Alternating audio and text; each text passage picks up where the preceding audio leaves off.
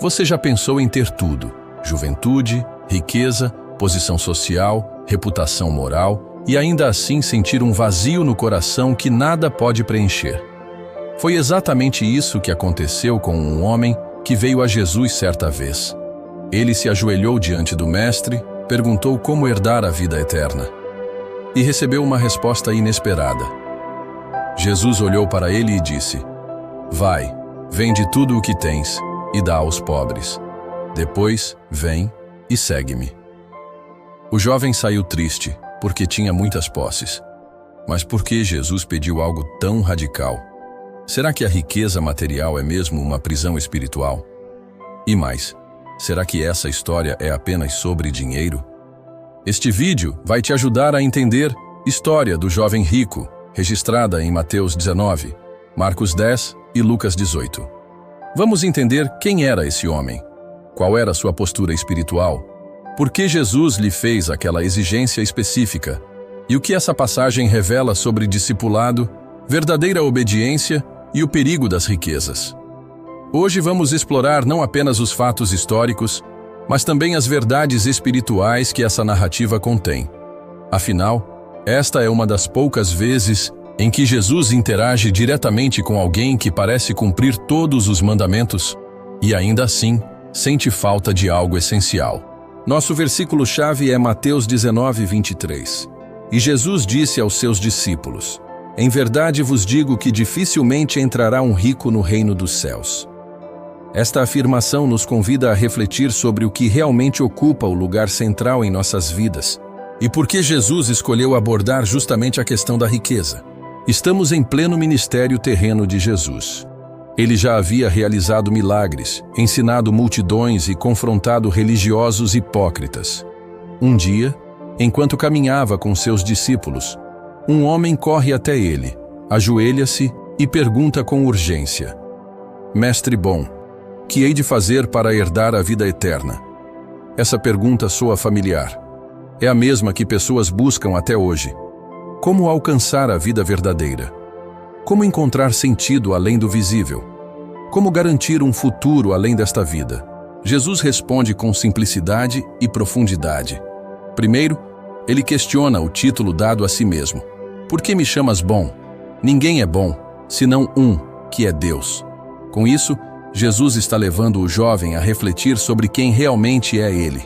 Não é apenas um mestre qualquer, mas alguém com autoridade divina. Depois, Jesus recita alguns dos mandamentos. Não matarás, não adulterarás, não furtarás, não dirás falso testemunho, honra teu pai e tua mãe. Uma lista de deveres morais claros, que qualquer judeu piedoso conheceria bem.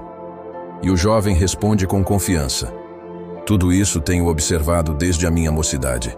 É nesse momento que a conversa muda de tom. Jesus olha para ele e o ama. Esse detalhe é importante. Este não é um encontro frio ou meramente doutrinário. Jesus estava tocado pelo coração sincero daquele homem, mas então diz algo que nenhum dos presentes esperava. Falta-te ainda uma coisa. Vai, vende tudo o que tens e dá aos pobres, e terás um tesouro no céu. E vem, segue-me. O jovem ouve isso e fica perplexo. Sai dali entristecido, porque tinha muitas posses. Sua expressão muda, seu passo desacelera, e ele volta para casa carregando não apenas suas riquezas, mas uma decisão não tomada. Jesus, então, se volta para seus discípulos e faz uma declaração que os deixa chocados. Em verdade vos digo que dificilmente entrará um rico no reino dos céus. Os discípulos ficam perplexos. A cultura judaica da época via a riqueza como sinal de bênção divina. Pobreza, muitas vezes, era associada à maldição. Então, ouvir Jesus dizer que era difícil para um rico entrar no reino era como virar o mundo de cabeça para baixo. Os discípulos perguntam: Quem então pode ser salvo? E Jesus responde: Para os homens isto é impossível, mas para Deus tudo é possível. Esta história não é apenas sobre um jovem que amava suas coisas. É sobre como qualquer coisa que ocupar o lugar de Deus no coração se torna um ídolo. E é sobre o custo real do discipulado. O ponto alto desse encontro está naquela frase simples: porém transformadora que Jesus disse: Vai, vende tudo o que tens e dá aos pobres, e vem, segue-me. Essas palavras ecoaram na mente do jovem e continuam reverberando séculos depois. Elas não foram proferidas com severidade, mas com amor. Jesus não estava impondo uma regra legalista, estava oferecendo libertação. Naquele momento, o jovem rico descobriu que, embora tivesse tudo, faltava-lhe o essencial. Tinha riquezas materiais, mas não tinha liberdade interior. Tinha obras boas, mas não tinha entrega total. Tinha moralidade, mas não tinha misericórdia. Tinha religião, mas não tinha relacionamento. Jesus não estava dizendo que todas as riquezas são ruins. Ele próprio andava com discípulos que tinham recursos. Até mesmo José de Arimateia, um homem rico, ajudou no sepultamento de Cristo. O problema não era o dinheiro em si, mas o lugar que ele ocupava no coração do jovem. Jesus tocou exatamente na ferida. O jovem não precisava de mais religião, precisava de libertação. Precisava de libertação de um ídolo disfarçado de bênção. A Bíblia diz em 1 João 5,21, Filhinhos, guardai-vos dos ídolos. E nem sempre os ídolos têm forma física. Às vezes, eles têm cheiro de sucesso, cor de ouro e peso de segurança. Eles prometem paz, mas só entregam escravidão.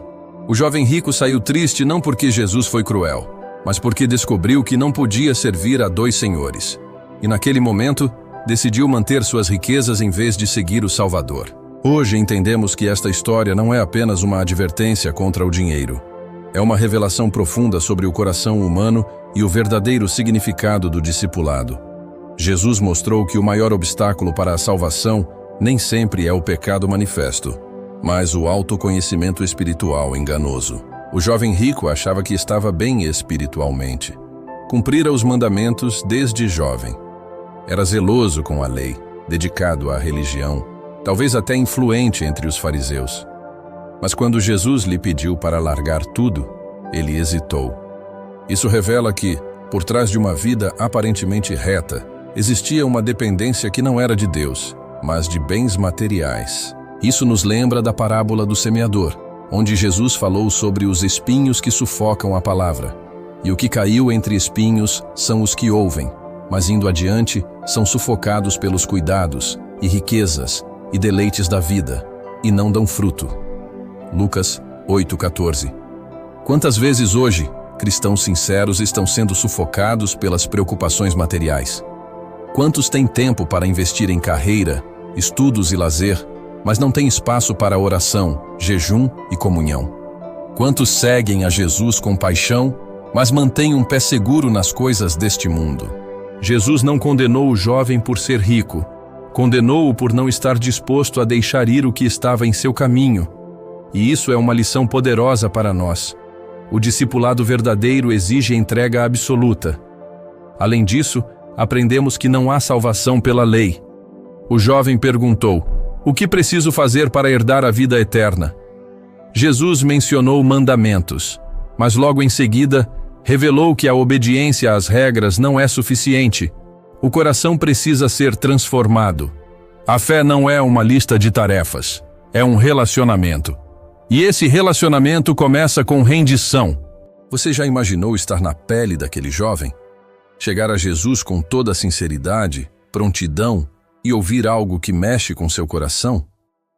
Você já teve um momento em que Jesus tocou uma área sensível da sua vida e você teve que decidir, obedecer ou voltar atrás? Jesus não está interessado em seguidores parciais. Ele deseja discípulos que estejam dispostos a deixar tudo.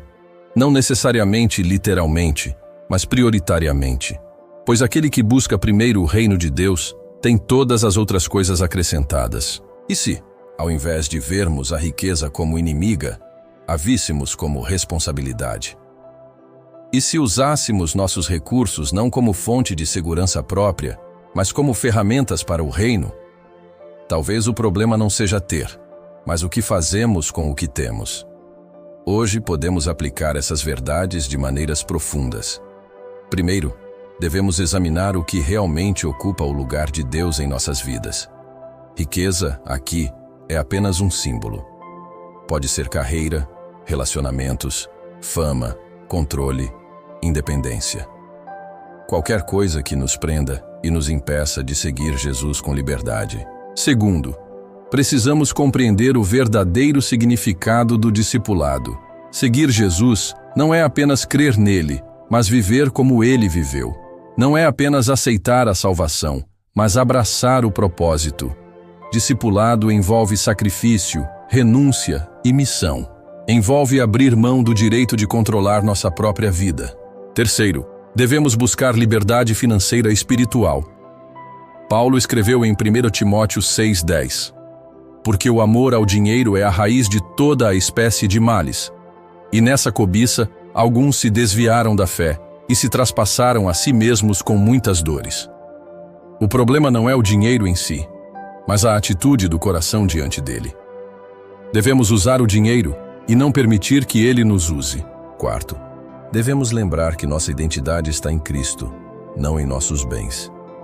O jovem rico definiu-se por suas posses. Muitos hoje definem-se por sua conta bancária, carro, apartamento ou status. Mas em Cristo, somos filhos de Deus. Somos herdeiros do reino. Somos novas criaturas. Nada disso depende de quanto temos ou ganhamos. E quinto, devemos investir no céu.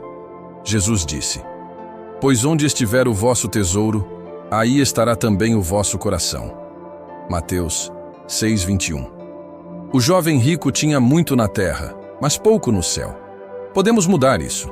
Podemos usar nossos recursos para abençoar outros, para expandir o reino, para investir em almas, e com isso, acumular tesouros que não se deterioram. Entendemos hoje que a história do jovem rico não é apenas uma advertência contra o materialismo, mas uma revelação sobre o coração humano. Entendemos que Jesus não rejeitou o jovem por causa de suas riquezas, mas porque elas eram barreiras à verdadeira entrega.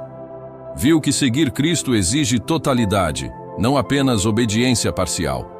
E viu que a salvação não é conquistada por obras, mas recebida por graça, mediante fé. Lembre-se, Jesus olhou para o jovem e o amou. E ele olha para você da mesma forma. Mesmo que você tenha falhas, mesmo que você tenha áreas de resistência, mesmo que você ainda não tenha entregado tudo, ele continua chamando, continua amando, continua oferecendo vida abundante.